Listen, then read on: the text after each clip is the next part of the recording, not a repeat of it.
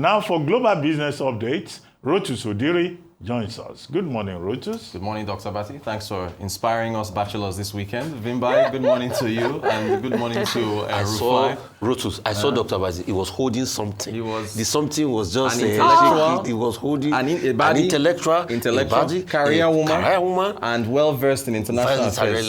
So they have the debate. After the debate, then they also relax. well-versed in dancing. You know, when you hold something. You're a lucky man. Now. Because that's what we're looking for. And he's lucky. This is like, and Vimbai too hits all three as well. So your husband is lucky too. You know? Packages in where you saw the. If you see Takes the care of it.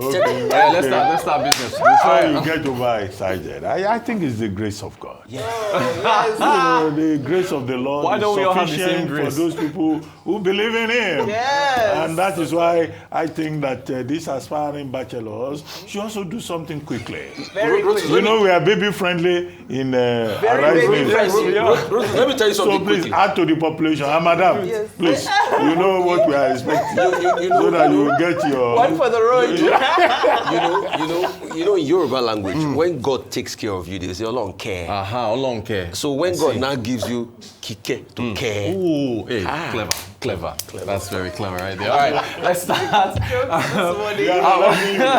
Do what you have to do. Yes, please.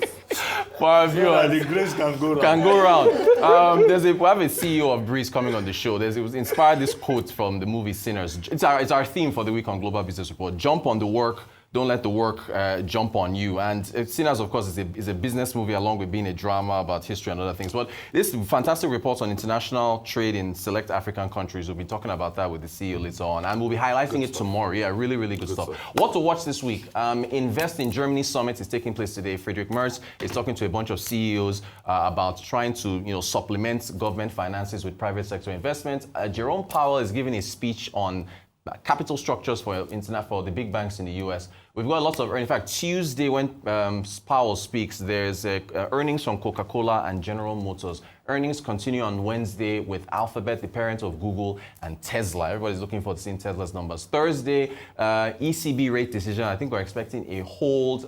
Friday, we got UK retail sales. Adefemi Akintoye already went through what happened in Japan. But what was instructive was that the yen still appreciated because I think they only lost by a margin of about 3 seats. That's the Liberal Democrats, the parliamentary defeats they've suffered in the upper house. So they lost 19 of 66 seats up for re-election. Majority is now lost in both houses. Inflation has claimed Joe Biden. Inflation has claimed Rishi Sunak. Looks like it's claimed the Liberal Democrats. But he says he's going to stay in power. But historically, when you don't have such majorities, there's already pressure on him to step down. But the yen did appreciate because it looks like the markets said it wasn't as bad. It wasn't a whitewash. However, there is a right-wing shift taking place in Japan. This is Romeo Marcantuoni, who is studying a PhD candidate at Waseda University in Tokyo. He said with the LDP in decline, Japan's political landscape is diversifying. For the first time, we're seeing far-right populism, similar to what we've seen in Europe. I went to his website and he has a podcast, and this was an episode from February. There's a party he's been writing about called Sanieto or something. He also got houses. It's like this man's party in the UK, Farage. Real white, and the candidate there is inspired by Trump. He says, Waseda University podcast, rigorous research, real impact, unlocking the rise of conspiracy movements in Japan. So yes, the populist movement in the US, in Europe, is taking hold in Japan. It's going to be interesting to see how they govern going forward. Because I know the parties want cuts in levies and taxes. So we'll see how they manage that going forward. We talked about Andy Byron on Friday. And it was really, really swift at how the company reacted. This, again, is the CEO, Astronomer, who was caught on a kiss cam with his head of human resources. Of course, he's married. She's married to different people. The company stepped in. The board placed him on leave over the weekend, and then he handed in his resignation. So he resigned over the weekend. They put out a statement, and it speaks to, I guess, code of conduct and the different measures that different companies have, right? They said Astronomer is committed to the values and culture that have guided us since our founding. Our leaders are expected to set the standard in both conduct and accountability. And recently, that standard was not met. Our camera guy now, he's hissing because his views. Look at him smiling. You can segment trending topics by region, right? So I said, let me look at the different regions on Twitter and see what people are saying. For most people in emerging markets, they were like, "What did he do? He was in a personal capacity. He wasn't at work. Why are they firing him? It just shows the difference in how some companies frown on relationships between seniors and subordinates. Others encourage them. It's all down to code of conduct. Astronomer took a stand, and they're being praised for it. Meanwhile, this is this thing has gone so viral that it has actually inspired artificial intelligence programs. What you're about to see is it's a meme. It didn't happen. This is completely AI generated that basically just creates content out of what happened. Take a look. This is your fault.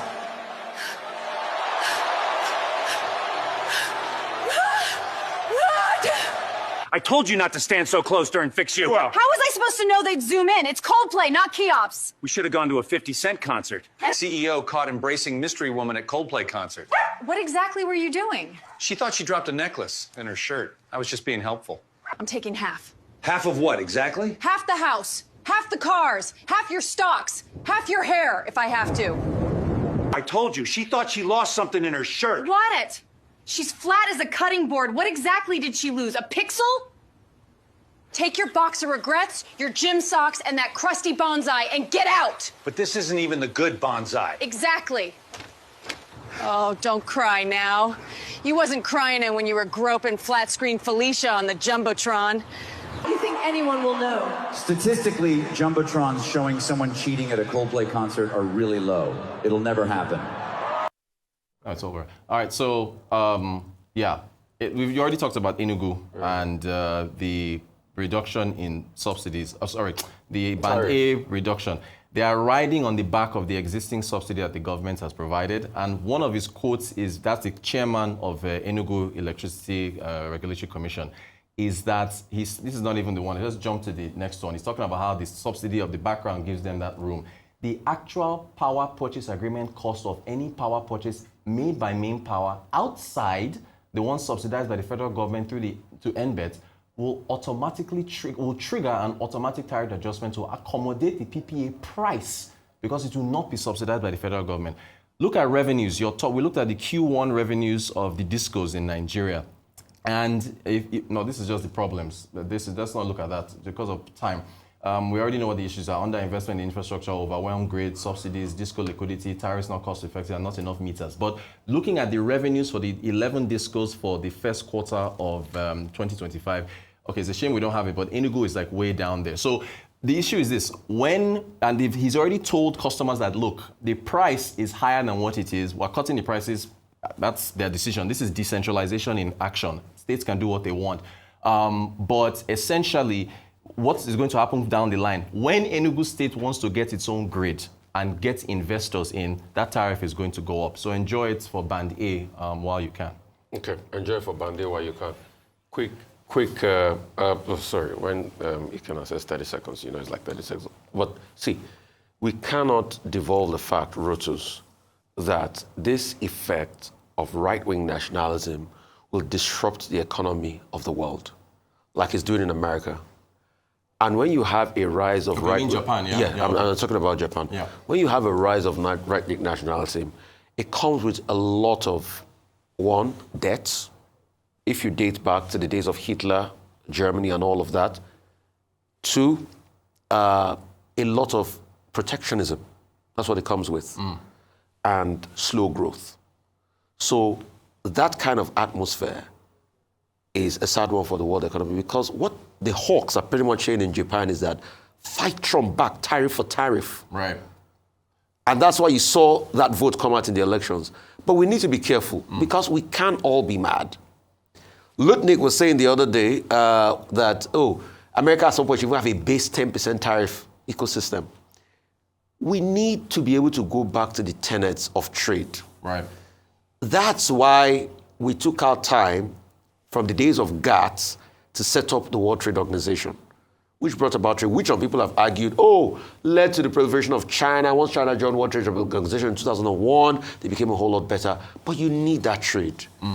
So my fear is this rise of right-wing nationalism and how it's going to stifle growth outlooks across the continent. And wonderful report you have here. I'm going to go through it. Thanks for let's get that to that tomorrow. Yeah. Very quickly, still sort of technology related on the Japanese election was the fact that the opposition leader wrote to Elon Musk. I'm not sure if you're aware, because some of the opposition accounts were being suspended, and they felt that it was a coordinated censorship. And it just goes back to whether it's X or whether it's Twitter, it seems that conversation persists where people feel that the platform is being manipulated in one way or another to further political interests. There were also accusations of Russian interference as well. It's so much going on, but what particularly intrigued me was the fact that they felt that Elon Musk is in cahoots with the ruling party to censor opposition dissent, which before with Twitter under Jack we would have thought that no, less likely. But now, because of the going to the issue of ethics and how we